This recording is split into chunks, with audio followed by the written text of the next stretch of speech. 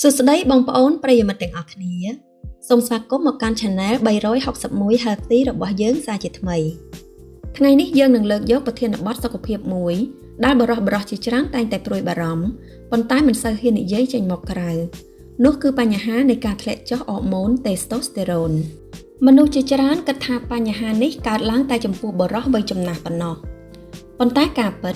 វាអាចកើតមានចំពោះបុរសគ្រប់វ័យសូម្បីតែអ្នកដែលមានអាយុខ្ទង់30ឆ្នាំក៏ដោយការធ្លាក់ចុះអរម៉ូននេះមិនត្រឹមតែប៉ះពាល់ដល់ជីវិតផ្លូវភេទប៉ុណ្ណោះទេតែវាថែមទាំងជះឥទ្ធិពលអវិជ្ជមានដល់ថាមពលអារម្មណ៍កម្លាំងកាយនិងសុខភាពទូទៅរបស់អ្នកទៀតផងក្នុងវីដេអូនេះ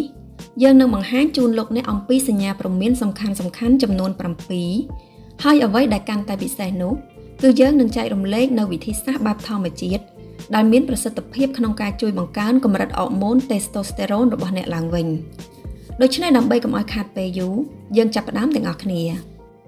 មុននឹងយើងចូលទៅដល់សញ្ញាទាំង7ចូលយើងស្វែងយល់សិនថាតើអរម៉ូន Testosterone នេះជាអ្វីឲ្យប្រាកដនិយាយឲ្យងាយយល់ Testosterone គឺជាអរម៉ូនភេទបុរសដ៏សំខាន់បំផុតវាត្រូវបានផលិតជាចម្បងនៅក្នុងពងស្វាអរម៉ូននេះដើរតួនាទីយ៉ាងសំខាន់ក្នុងការអភិវឌ្ឍលក្ខណៈរបស់បុរសដូចជាការលូតលាស់សាច់ដុំនិងកម្លាំងការរក្សាដង់ស៊ីតេឆ្អឹងធ្វើឲ្យឆ្អឹងរឹងមាំការជំរុញចំណងផ្លូវភេទការផលិតមេជីវិតឈ្មោលការដោះរោមលើមុខនិងដងខ្លួននិងសូម្បីតែការគ្រប់គ្រងអារម្មណ៍និងកម្រិតថាមពលប្រចាំថ្ងៃជាធម្មតាកម្រិត Testosterone នឹងចាប់ផ្ដើមធ្លាក់ចុះបន្តិចម្ដងនៅពេលដែលបុរសមានអាយុចាប់ពី30ឆ្នាំឡើងទៅប៉ុន្តែប្រសិនបើវាធ្លាក់ចុះលឿនពេកឬទាបពេកវានឹងបង្កជាបញ្ហាជាច្រើនដែលយើងនឹងនិយាយនៅពេលបន្តិចទៀតនេះតើរាងកាយរបស់អ្នកកំពុងព្យាយាមប្រាប់អ្វីដល់អ្នកសូមត្រៀមខ្លួនពិនិត្យមើលសញ្ញាទាំង7ដូចខាងក្រោមសញ្ញាទី1ចំណង់ផ្លូវភេទថយចុះនេះគឺជាសញ្ញាមួយដែលគេកត់សម្គាល់ឃើញមុនគេបំផុតTestosterone គឺជាកត្តាចម្បងដែលជំរុញចំណង់ផ្លូវភេទរបស់បុរសប្រសិនបើអ្នកស្រាប់តែមានអារម្មណ៍ថាមិនសូវមានចំណាប់អារម្មណ៍លើរឿងផ្លូវភេទដូចមុនឬគិតដល់រឿងនេះតិចជាងមុនឆ្ងាយនោះជាសញ្ញាមួយដែលបង្ហាញថាកម្រិតអរម៉ូនរបស់អ្នកកំពុងធ្លាក់ចុះវាជារឿងធម្មតាទេដែលចំណង់ផ្លូវភេទអាចប្រែប្រួលទៅតាមកាលៈទេសៈប៉ុន្តែប្រសិនបើការថយចុះនេះកើតមានរយៈពេលយូរវាគឺជាសញ្ញាព្រមានមួយសញ្ញាទី2អស់កម្លាំងនិងខ្វះថាមពលខ្លាំងតើអ្នកតែងតែមានអារម្មណ៍ថាអស់កម្លាំងទោះបីជាបានគេងគ្រប់គ្រាន់ហើយក៏ដោយតើអ្នកមានអារម្មណ៍ថាគ្មានកម្លាំងកំហែងក្នុងការធ្វើកិច្ចការប្រចាំថ្ងៃឬបាត់បង់ឆន្ទៈក្នុងការធ្វើលំហាត់ប្រាណការអស់កម្លាំងរ៉ាំរ៉ៃនេះគឺជាសញ្ញាទូទៅមួយនៃកម្រិតអរម៉ូន Testosterone ទាបអ្នកអាចមានអារម្មណ៍ថាខ្លួនឯងខ្ជិលប៉ុន្តែតាមពិតវាអាចបណ្ដាលមកពីបញ្ហាអរម៉ូននៅក្នុងរាងកាយរបស់អ្នកទៅវិញទេសញ្ញាទី3បាត់បង់ម៉ាស់សាច់ដុំនិងកម្លាំង Testosterone ដើរតួនាទីយ៉ាងសំខាន់ក្នុងការកសាងនិងថែរក្សាសាច់ដុំប្រសិនបើអ្នកបានទៅកន្លែងហាត់ប្រាណជាប្រចាំប៉ុន្តែសង្កេតឃើញថាសាច់ដុំរបស់អ្នកមិនសូវឡើងឬថែមទាំងរួមតូចទៅវិញហើយកម្លាំងលើកទម្ងន់ក៏ចុះខ្សោយនោះអាចជាសញ្ញាមួយទៀតហើយការពិបាកក្នុងការបង្កើនសាច់ដុំទោះបីជាបានប្រឹងប្រែងហាត់ខ្លាំងប៉ុណ្ណាក៏ដោយក៏ជារោគសញ្ញាមួយដែលត្រូវយកចិត្តទុកដាក់ផងដែរសញ្ញាទី4កើនឡើងជាតិខ្លាញ់ក្នុងខ្លួនតើអ្នកសង្កេតឃើញថាក្បាលពោះរបស់អ្នកកាន់តែធំឬមានខ្លាញ់ដុះនៅម្ដុំដើមទ្រូងដែលគេហៅថា gynecomastia ដែរឬទេនៅពេលកម្រិត Testosterone ធ្លាក់ចុះវាអាចធ្វើឲ្យរាងកាយរបស់អ្នកងាយនឹងស្តុកទុកជាតិខ្លាញ់ជាងមុនជាពិសេសនៅម្ដុំពោះវាដូចជាវដ្តដ៏អាក្រក់មួយព្រោះកោសិកាខ្លាញ់ច្រើនលើសលប់អាចបំលែង Testosterone ទៅជាអរម៉ូន Estrogen អរម៉ូនភេទស្រីដែលធ្វើឲ្យបញ្ហានេះកាន់តែធ្ងន់ធ្ងរឡើងសញ្ញាទី5ការប្រែប្រួលអារម្មណ៍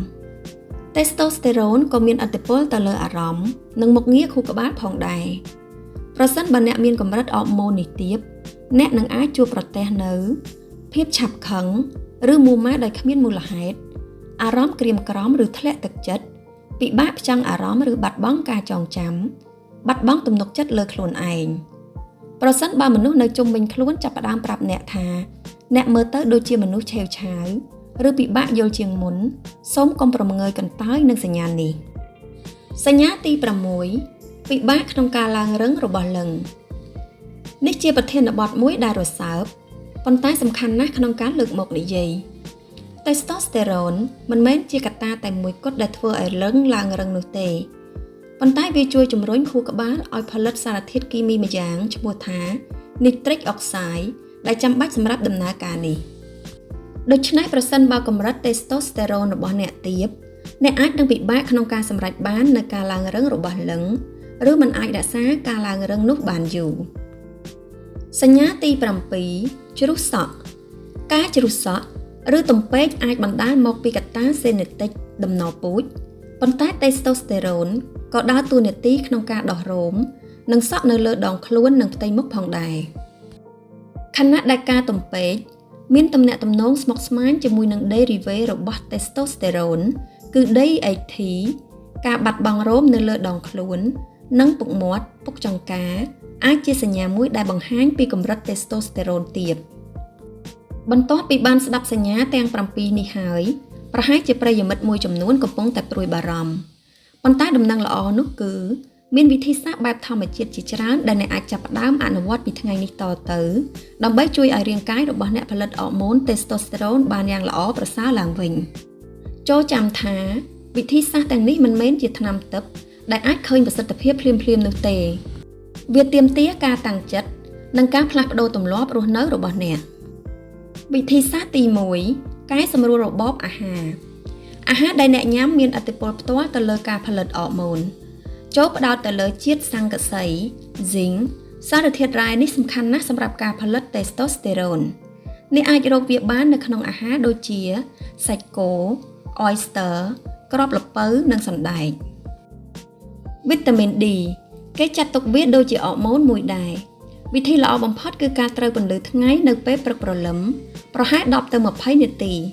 អ្នកក៏អាចរកវាបានពីត្រីដែលមានជាតិខ្លាញ់ដូចជាត្រីសាល់ម៉ុននិងពងត្រីឬអាហារបំពន់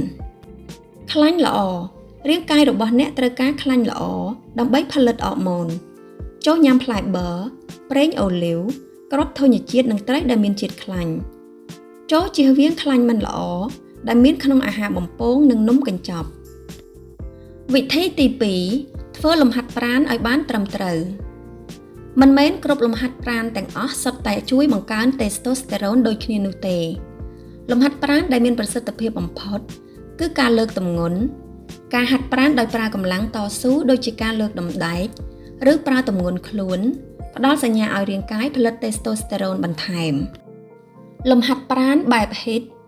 ការធ្វើលំហាត់ប្រាណដោយប្រើកម្លាំងខ្លាំងក្នុងរយៈពេលខ្លីឆ្លាស់គ្នាជាមួយនឹងការសម្រាកក្នុងរយៈពេលខ្លីក៏ត្រូវបានបង្ហាញថាជួយជំរុញអរម៉ូននេះបានយ៉ាងល្អផងដែរប៉ុន្តែត្រូវចាំថាកុំហាត់លើសកម្រិតពេកព្រោះវាអាចធ្វើឲ្យរាងកាយ stress និងមានឥទ្ធិពលផ្ទុយទៅវិញវិធីទី3គេងឲ្យបានគ្រប់គ្រាន់នេះគឺជាចំណុចដែលមនុស្សជាច្រើនមើលរំលងរាងកាយរបស់អ្នកផលិត testosterone ភាគច្រើននៅពេលដែលអ្នកកំពុងតែលង់លក់ក្នុងដំណេកការសិក្សាបានបង្ហាញថាការគេងត្រឹមតែ5ម៉ោងក្នុងមួយយប់អាចកាត់បន្ថយកម្រិត testosterone បានរហូតដល់ 15% ដូច្នេះចូលព្យាយាមគេងឲ្យបានពី7ទៅ9ម៉ោងក្នុងមួយយប់ហើយត្រូវប្រាកដថាដំណេករបស់អ្នកមានគុណភាពល្អដោយបិទឧបករណ៍អេឡិចត្រូនិកមុនពេលចូលគេងនិងបង្កើតបន្ទប់គេងឲ្យងងឹតនិងស្ងប់ស្ងាត់វិធីទី4ការគ្រប់គ្រងភាពតានតឹងនៅពេលដែលអ្នក stress រាងកាយនឹងបញ្ចេញអរម៉ូនមួយយ៉ាងឈ្មោះថា cortisol អរម៉ូន cortisol និង testosterone មានទំនាក់ទំនងបញ្ច្រាស់គ្នានៅពេលដែល cortisol ឡើងខ្ពស់ testosterone នឹងធ្លាក់ចុះដូច្នេះការស្វែងរកវិធីកាត់បន្ថយ stress គឺសំខាន់ណាស់អ្នកអាចសាកល្បងការធ្វើសមាធិឬការដកដង្ហើមវែងៗការចំណាយពេលជាមួយធម្មជាតិការធ្វើអ្វីដែលអ្នកចូលចិត្តការស្ដាប់តន្ត្រីបន្ធូរអារម្មណ៍វិធីទី5រក្សាទម្ងន់ឲ្យបានសមរម្យនិងកាត់បន្ថយគ្រឿងស្រវឹងដោយដែលបានរៀបរាប់ខាងលើជាតិខ្លាញ់លើសកម្រិតជាពិសេសខ្លាញ់ក្បាលពោះអាចបំលែង testosterone ឲ្យទៅជា estrogen ការសម្រកទម្ងន់អាចជួយបង្កើនកម្រិតតេស្តូស្តេរ៉ុនរបស់អ្នកបានយ៉ាងមានប្រសិទ្ធភាពជាមួយគ្នានេះដែរការទទួលទានគ្រឿងស្រវឹងច្រើនពេកក៏អាចបំផ្លាញកោសិកាដែលផលិតតេស្តូស្តេរ៉ុននៅក្នុងក្រពេញប្រូស្តាតនិងបង្កើនអរម៉ូនកូទីហ្សូលផងដែរដូច្នេះចូលកាត់បន្ថយការទទួលទានគ្រឿងស្រវឹងឲ្យនៅកម្រិតមធ្យមមុននឹងបញ្ចប់ខ្ញុំចង់បញ្ជាក់នូវចំណុចសំខាន់មួយព័ត៌មានដែលបានចែករំលែកក្នុងវីដេអូនេះគឺសម្រាប់ជាចំណេះដឹងទូទៅប្រសិនបើអ្នកគិតថាអ្នកពិតជាមានបញ្ហាកម្រិតតេស្តូស្តេរ៉ុនទាបមែនវិធីល្អបំផុតគឺត្រូវទៅពិគ្រោះជាមួយគ្រូពេទ្យជំនាញគ្រូពេទ្យអាចធ្វើតេស្តឈាមដើម្បីវាស់កម្រិតអរម៉ូនរបស់អ្នកឲ្យបានច្បាស់លាស់និងកំណត់រោគមូលហេតុពិតប្រាកដព្រោះសញ្ញាទាំងនេះក៏អាចបណ្ដាលមកពីបញ្ហាសុខភាពផ្សេងៗទៀតផងដែរការផ្លាស់ប្ដូររបៀបរស់នៅតាមបែបធម្មជាតិគឺជាជំហានដំបូងដ៏អស្ចារ្យប៉ុន្តែដំបូងមានពីអ្នកជំនាញគឺមិនអាចខ្វះបានឡើយសរុបមកវិញការធ្លាក់ចុះអរម៉ូនតេស្តូស្តេរ៉ុនគឺជាបញ្ហាពិតប្រាកដមួយដែលប៉ះពាល់ដល់គុណភាពជីវិតរបស់បុរសជាច្រើនដោយការស្គាល់នូវសញ្ញាព្រមានទាំង7យ៉ាងនិងចាប់ផ្ដើមអនុវត្តនូវដំណោះស្រាយបែបធម្មជាតិដែលយើងបានពិភាក្សាគ្នាគឺការញ៉ាំអាហារល្អៗធ្វើលំហាត់ប្រាណវៃឆ្លាតគេងឲ្យបានគ្រប់គ្រាន់គ្រប់គ្រងភាពតានតឹងនិងរក្សាទម្ងន់ឲ្យបានល្អនោះអ្នកកំពុងតែដើរលើផ្លូវត្រឹមត្រូវក្នុងការគ្រប់គ្រងសុខភាពនិងភាពរឹងមាំរបស់អ្នកឡើងវិញហើយសូមអរគុណសម្រាប់ការទស្សនាប្រសិនបើបងប្អូនយល់ថាវីដេអូនេះមានប្រយោជន៍សូមកុំភ្លេចជួយចុច like share និង subscribe Channel 361 Healthy ដើម្បីទទួលបានវីដេអូថ្មីៗស្ដីអំពីចំណេះដឹងសុខភាពពី Channel របស់យើងខ្ញុំបន្ថែមទៀតសូមជូនពរឲ្យបងប្អូនមានសុខភាពល្អទាំងអស់គ្នាសូមជម្រាបលា